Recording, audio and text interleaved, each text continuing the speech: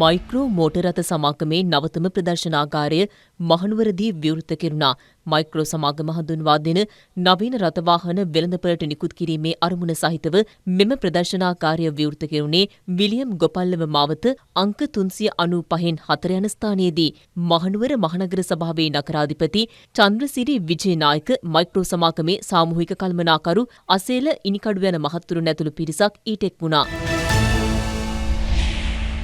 23 වන DSI super sport පාසල් volleyball තරඟාවලිය සීදුව දවිසමර විද්‍යාලීය ක්‍රීඩාංගණයේදී පැවැත්වුණා. වයස කාණ්ඩ 5ක් යටතේ කණ්ඩායම් 450ක් තරඟාවලියට එක්ව සිටියා. අධ්‍යාපන අමාත්‍යාංශයේ අතිරේක ලේකම් විෂය සමගාමී හා ප්‍රාථමික අධ්‍යාපනයේ සංවර්ධනය උදාරි දික්කුමුර ඩී සැම්සන් සහ පුත්‍රයෝ සමාගමේ අලෙවි ප්‍රධාන හරිත ඉන්දික යන මහත්ම මහත්මීන් ඇතුළු පිරිසක් මෙම අවස්ථාවට එක් වුණා. වයිඹ සෝල්ටන් සමූහයේ 21 වන වාර්ෂික මහසභා රැස්වීම රාජගිරිය ශ්‍රී ලංකා මහ බැංකු විදුපියසේදී පැවැත්වුණා.